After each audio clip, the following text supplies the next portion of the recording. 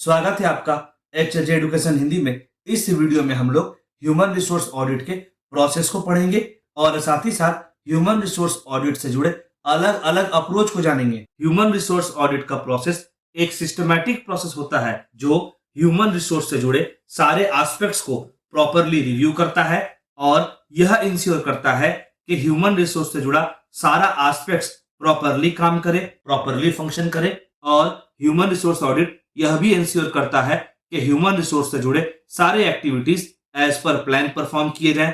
हाँ, अलग अलग ऑर्गेनाइजेशन में ह्यूमन रिसोर्स ऑडिट का प्रोसेस थोड़ा अलग जरूर हो सकता है। जनरली ह्यूमन रिसोर्स ऑडिट का प्रोसेस को फॉलोइंग स्टेप्स में बांटा जा सकता है। पहला स्टेप है selecting audit type. Human resource audit का प्रोसेस को स्टार्ट करने से पहले ऑर्गेनाइजेशन को यह डिटरमाइन करना होता है कि वह किस टाइप का ऑडिट परफॉर्म करेगी। तो ऐसे केस में ह्यूमन रिसोर्स ऑडिट का प्रोसेस को स्टार्ट करने से पहले ऑर्गेनाइजेशन को यह डिसाइड करना होता है कि कौन से टाइप का ऑडिट परफॉर्म किया जाएगा। या तो ऑर्गेनाइजेशन का पूरा ह्यूमन रिसोर्स सिस्टम का, ह्यूमन रिसोर्स से जुड़े सारे एस्पेक्ट्स का ऑडिट होगा, या ह्यूमन रिसोर्स से जुड़े कुछ स्पेसिफिक एरियाज का ऑडिट होगा। ऑर्गेनाइजेशन के द्वारा किस टाइप का ऑडिट सेलेक्ट किया जाएगा यह अवेलेबल टाइम पर, अवेलेबल रिसोर्सेज पर, जरूरत पड़ने पर, ऑडिट के नेचर पर भी डिपेंड करेगा। कुछ सिचुएशन में पूरा ह्यूमन रिसोर्स डिपार्टमेंट का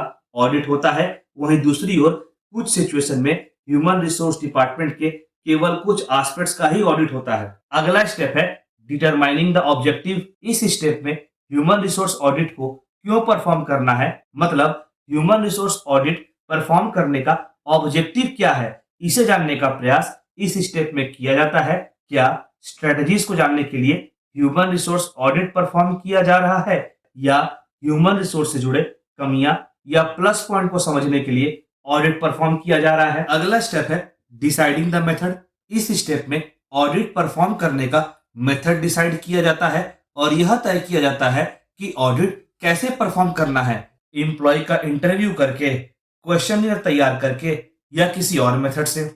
जब एम्प्लॉइज का इंटरव्यू लिया जाता है तो यह आइडिया हो जाता है कि एम्प्लॉइज पॉलिसीज को कितना बेहतर तरह से समझ पाया है, पॉलिसीज कितना बेहतर तरह से इंप्लीमेंट हो रहा है। इतना ही नहीं, एम्प्लॉय अपना काम सही से परफॉर्म कर रहा है कि नहीं, इंटरव्यू से इसका आइडिया भी लग जाता है। जहां तक बात क्वेश्चनियर की है, क्वेश्चनियर के माध्यम से जरूरी इंफॉर्मेशन इकट्ठा किया जा सकता है। क्वेश्चनियर बनाते समय इस बात का ध्यान रखना होता है कि क्वेश्चनियर में ऐसे क्वेश्चंस हो जिनसे सारी जरूरी इंफॉर्मेशन इकट्ठा किया जा सके, ताकि ऑडिट का प्रोसेस को कंडक्ट करना आसान हो जाए। और हाँ, क्वेश्चनियर्स में ऐसे क्वेश्चंस नहीं होने चाहिए जो कि एम्प्लॉइज के मन में कंफ्यूजन क्रिएट करे। अगला स्टेप है ड्राफ्ट ऑडिट रिपोर्ट। ऑडिटर को इस बात का क्लैरिटी होना चाहिए कि वह ऑडिट के प्रोसेस को कैसे परफॉर्म करेगा, ऑडिट को परफॉर्म करने के लिए कौन सा मेथड अडॉप्ट करेगा, कैसे इंफॉर्मेशन इकट्ठा करेगा, कौन कौन सा एरियाज में फोकस करेगा आदि। इन सब को ध्यान में रखकर ऑडिटर एक ड्राफ्ट ऑडिट प्लान बनाता है, या यूं कहें रफ ऑडिट प्लान बनाता है, ताकि ऑडिटर को यह आइडिया रहे कि काम कैसे परफॉर्म करना है। ड्राफ्ट ऑडिट प्लान बनाने से ऑडिटर को फायदा यह भी होता है कि उसे आइडिया लग जाता है कि ऑडिट परफॉर्म करने के लिए कितने रिसोर्सेज की आवश्यकता होती है और पूरा प्रोसेस को परफॉर्म करने में कितना समय और कॉस्ट लगता है। अगला स्टेप है कलेक्शन ऑफ डेटा। इस स्टेप में ह्यूमन रिसोर्स ऑडिट को परफॉर्म करने के लिए जरूरी इंफॉर्मेशन इकट्ठा किया जाता है।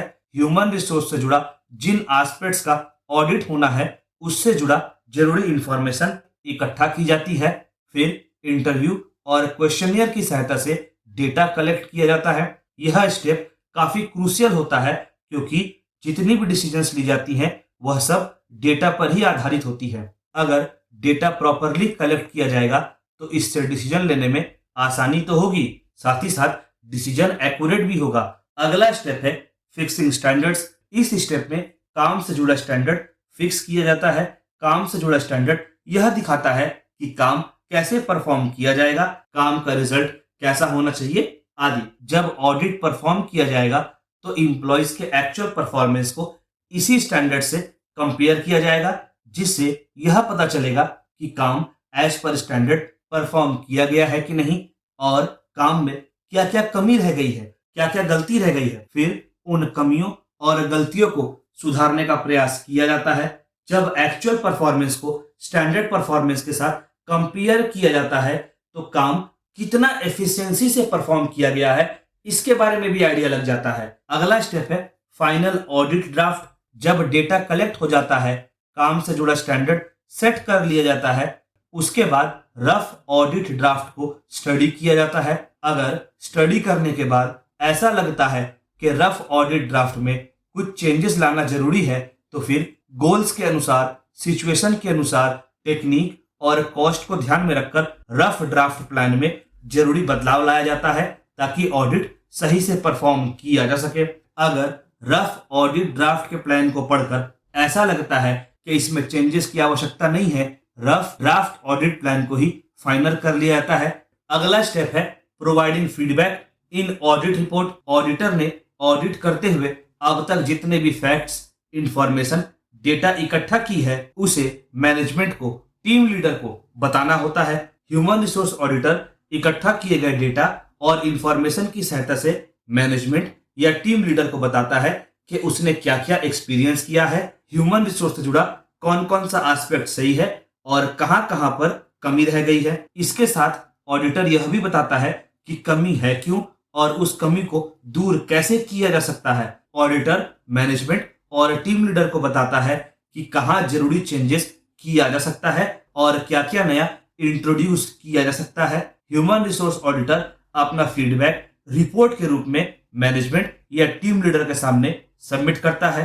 इकट्ठा किए गए डेटा और इंफॉर्मेशन की सहायता से मैनेजमेंट या टीम लीडर को बताता है कि उसने क्या क्या एक्सपीरियंस किया, ह्यूमन रिसोर्स से जुड़ा कौन कौन सा एस्पेक्ट सही है और कहां कहां पर कमी रह गई है।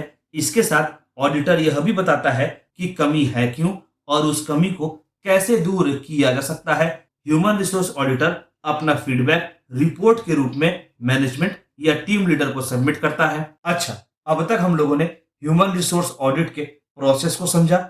चलिए आगे बढ़ते हैं और ह्यूमन रिसोर्स ऑडिट के अलग अलग अप्रोचेस को जानते हैं। ह्यूमन रिसोर्स ऑडिट परफॉर्म करने के लिए फॉलोइंग अप्रोचेस को अडॉप्ट किया जा सकता है। पहला, स्टैटिस्टिकल अप्रोच। इस मेथड में ऑर्गेनाइजेशन एम्प्लॉयज से जुड़े जरूरी डेटा इकट्ठा करती है, जैसे कितने एम्प्लॉय ने ऑर्गेनाइजेशन को ज्वाइन किया, कितने एम्प्लॉयज ऑर्गेनाइजेशन को छोड़कर चले गए, कितने एम्प्लॉयज एब्सेंट हो रहे हैं आदि।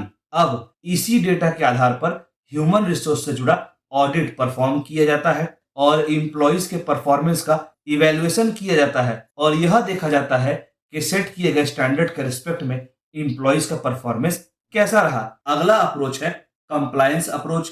इस मेथड में एम्प्लॉयज के पास्ट के एक्टिविटीज और काम को देखा जाता है और ऑडिटर यह देखता है कि एम्प्लॉयज का एक्टिविटीज और काम कंपनी के पॉलिसीज और प्रोसीजर से मेल खाता है कि नहीं। इसके अलावा ऑर्गेनाइजेशन का पास्ट एक्टिविटीज को भी कंसीडर किया जाता है और यह देखा जाता है कि ऑर्गेनाइजेशन का एक्टिविटीज ह्यूमन रिसोर्स से रिलेटेड रूल्स और रेगुलेशंस के हिसाब से है कि नहीं, कि ऑर्गेनाइजेशन का एक्टिविटीज ह्यूमन रिसोर्स से रिलेटेड रूल्स और रेगुलेशंस के हिसाब से परफॉर्म किया जा रहा है कि नहीं। अगला अप्रोच है कंपैरेटिव अप्रोच। इस मेथड में ऑडिटर किसी और कंपनी का परफॉर्मेंस से जुड़ा डेटा कलेक्ट करता है, एनालाइज करता है और फिर अपने कंपनी के परफॉर्मेंस का डेटा को कंपेयर करता है। इस कंपैरिजन से ऑडिटर यह जानने का प्रयास करता है कि दूसरे कंपनी के मुकाबले उसके खुद के कंपनी का परफॉर्मेंस किस लेवल पर है, उसके खुद के कंपनी का परफॉर्मेंस कितना अच्छा है। अच्छा, अगर खुद के कंपनी का performance up to the mark नहीं रहता तो फिर एक्शन प्लान डेवलप किया जाता है ताकि परफॉर्मेंस को इंप्रूव किया जा सके। अगला अप्रोच है आउटसाइड अथॉरिटी अप्रोच। इस मेथड में कंपनी एक एक्सपर्ट को हायर करती है जो ऑर्गेनाइजेशन का एम्प्लॉय नहीं होता। वही एक्सपर्ट काम से जुड़ा, परफॉर्मेंस से जुड़ा स्टैंडर्ड को सेट करता है और कंपनी का ऑडिटर उसी स्टैंडर्ड को यूज करता है और एम्प्लॉय का एक्चुअल परफॉर्मेंस का एफिशिएंसी को जज करता है। अगला अप्रोच है एमबीओ अप्रोच। इस अप्रोच में ऑडिटर अलग अलग डिपार्टमेंट के हेड्स को, मैनेजर्स को बोलता है कि वे डिपार्टमेंट के लिए ऑब्जेक्टिव्स को सेट करें।